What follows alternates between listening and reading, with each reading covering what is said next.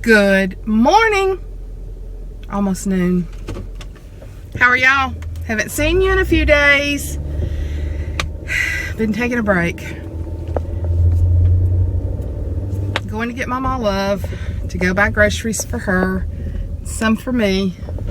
I hate making 2 grocery bills at one time. It's very hard. It's very hard on my body. But inevitably, if I need groceries, she does too. So that's what we're going to do. How is your January going?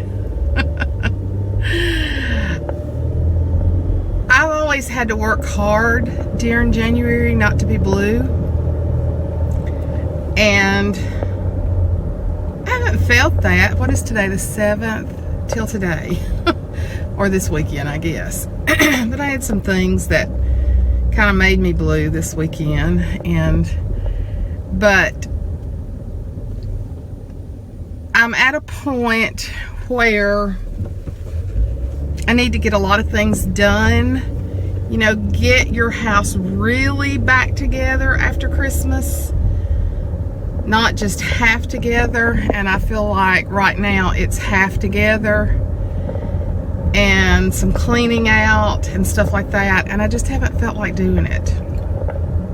I did great through Christmas. Did not crash any during Christmas.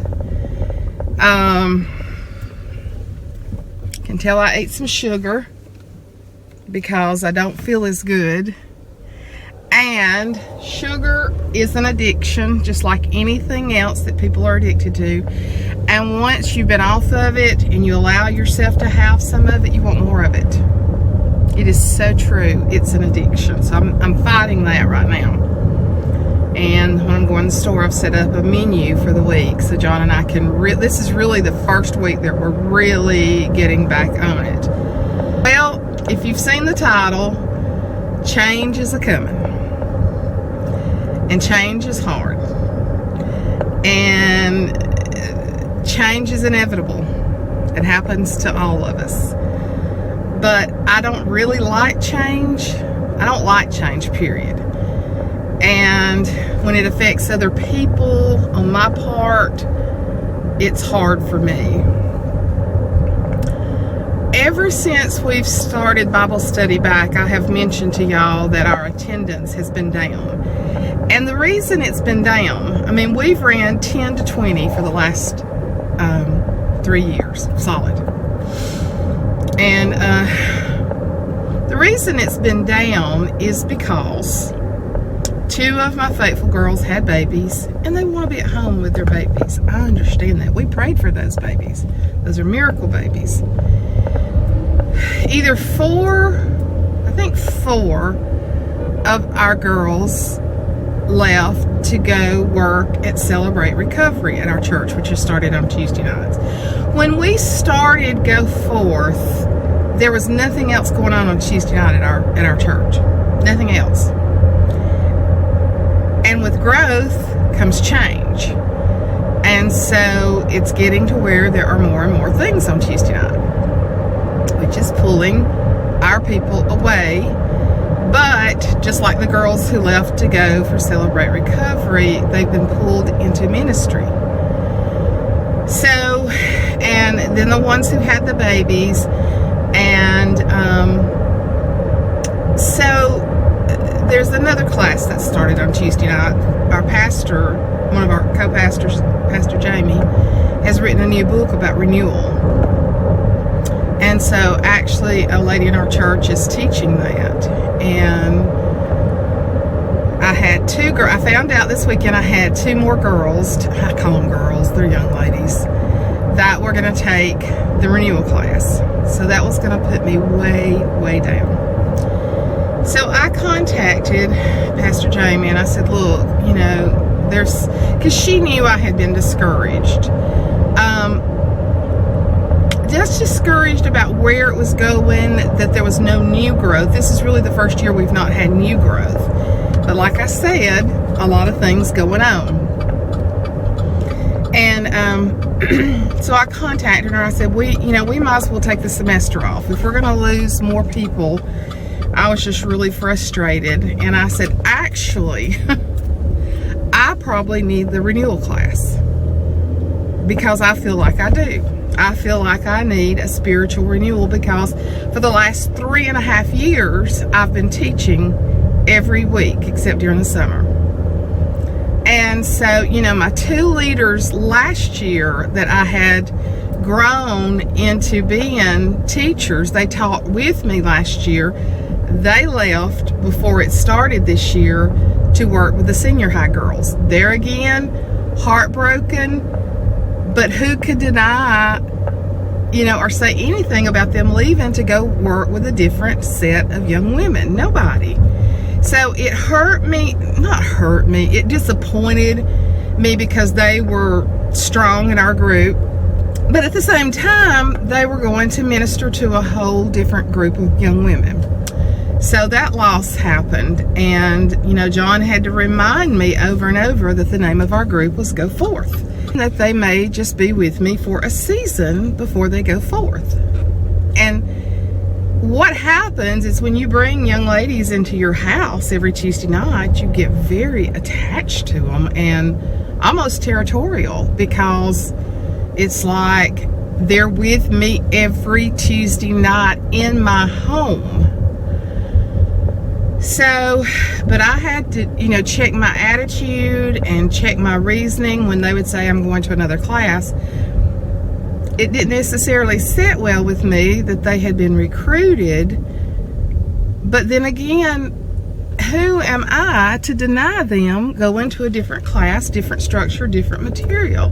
Who am I? I'm nobody to put dibs on them. And so I've had to check my attitude and just say, these young ladies don't belong to you. Well, after talking with Pastor Jimi this weekend, I decided that we did need a break. And then she told me she would like for me to go through the renewal class and then to teach it. I was very excited, because I thought, this is something new, this is something fresh, this will be a different group going through every semester. But, what an opportunity to teach something that she has written. And the woman, just spiritually, is amazing. She's just a powerhouse. And so,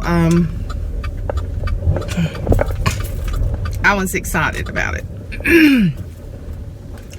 Until I wrote my leaders and got mixed emotions. Most of them agreed, and then a couple were kind of upset because they didn't want it to end.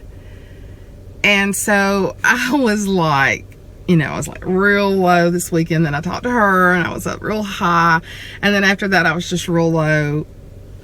And I had bought a new devotion book Saturday night, and John knew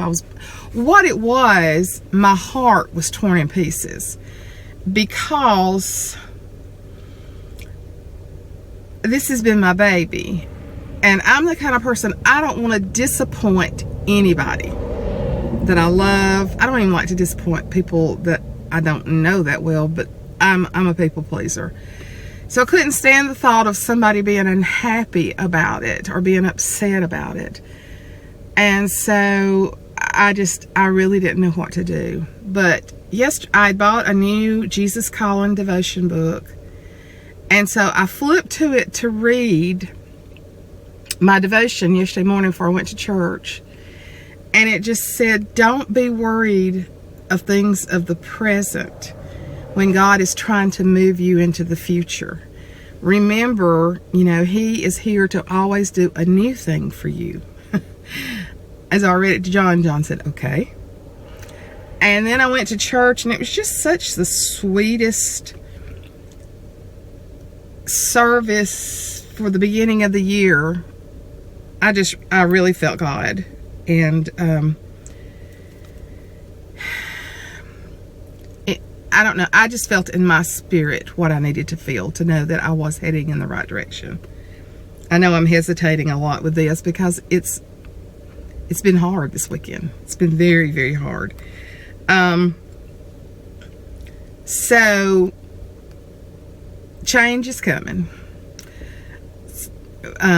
In 2 weeks, when all the small groups start back, which normally we would probably start back next week for Bible study. So next week we will not be starting back with Go Forth for the first time in 3.5 years. And so it's hard. And that's what one of my leaders that was very disappointed about it. She and I have talked over text this morning. She said, "You're just seeing the stubborn side of me." And I said, "Well, I understand, but when you are that passionate about Go Forth and that passionate about how my home feels like your home on Tuesday night, that's nothing but a compliment to me and God. I understand.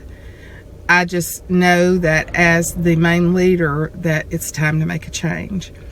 And I just want to say thank you to y'all, because you have supported this Bible study. You have loved, and just because I'm not teaching Bible study doesn't mean that I won't be teaching lessons. I will be. I've bought several new books, and I actually plan to go through some of the books with y'all.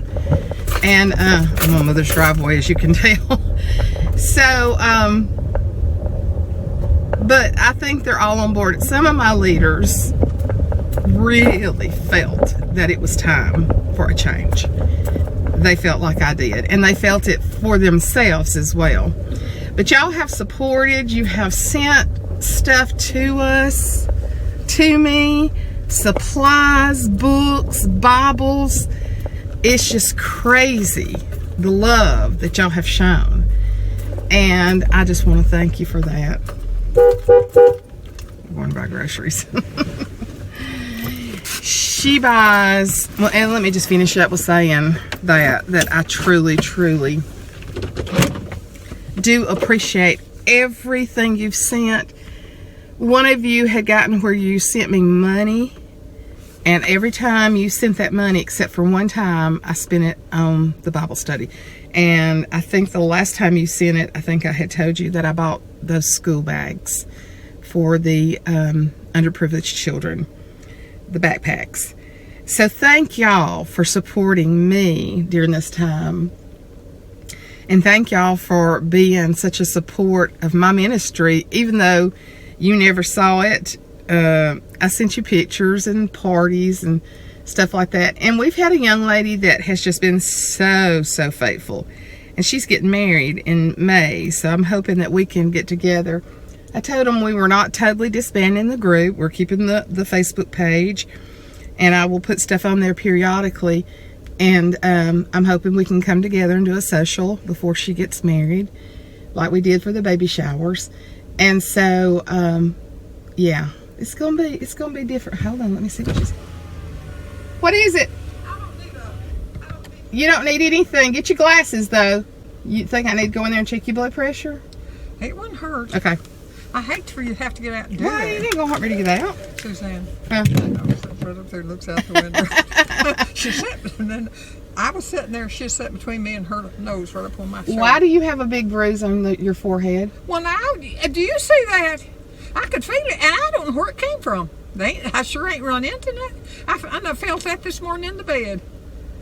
Is it a knot?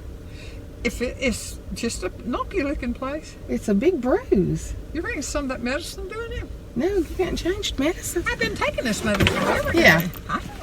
I sure as the devil ain't run into nothing. All right, let me turn my car off. Okay. I didn't know it was that showing. I could feel it. Okay, she's got a bruise on her forehead. She's had to run into something. She's not acting. Last month or so, she's not acting. It's good. I'm gonna go in there and take her blood pressure. I'll talk to y'all in a minute. We got this woman over here at the doctor's office. She's got a knot on her head that we don't know. Look at that. That has appeared overnight. And it's got a goose egg in it. It's definitely appeared overnight. It was. Don't ask her, by cracky, if she fell. She'll chew your butt out. I'll tell you that she did not fall. But I don't know what it is, but we're waiting to see the doctor. So she says she's on her way out. I said, do you have that feeling? And she said, no. I said, well, hush. I about made all my trips here that I'm going to make. I said, well, hush talking like that. Well, it's true. Oh, and her heart rate is dropping too. So It's just tired. it says, I am worn out. My God, if I live till March, I'll be 92 years old. That's right. That's right. I see people that in the obituaries, it's 94, 96, 99. Well, I certainly hope not. I don't need to be around here at that time. Well, you got to make sure you're living right before you go now. I'm doing the best I know how. If it's any more better, I'm just out of luck. I'll tell you, Pastor's having us to pray a scripture every day this week. Search my heart, O Lord. Search my heart, O Lord, and find out if there's any fault in there. Psalms 139. Faults in there, You might want to start praying that. He probably will look over one or two of them. We're waiting on the doctor. Got to close out the video. Tell them what's going on with you. Well, I don't know. They thought I was crazy. Thought I was half dead. And I ain't sure that they wasn't right. We went and had a CT scan, and we'll hear from it. So she's definitely got a knot and a bruise on her head, but we don't know where it's come from. I told her somebody broke in a house and hit her in the head with a sledgehammer. I've been needing it a long time. That's probably what I did. They said they'll get that old But one. it's 5 o'clock, and I'm dropping her off and heading home. She ain't coming back either. That's right. Right. So you go in. See you later, alligator. Bye. Love you. Love you too. Bye-bye. Bye. Tell my girl I got my girlfriend. Okay. She's got her girlfriend, she said. Look at her. Oh, she loves that dog. What I thought was going to be 2 hours to go to the grocery store has ended up being 5 hours. So, but I'm on my way home. Don't know yet what it is, so we shall see. I'll let y'all know. Talk to you later. Bye-bye.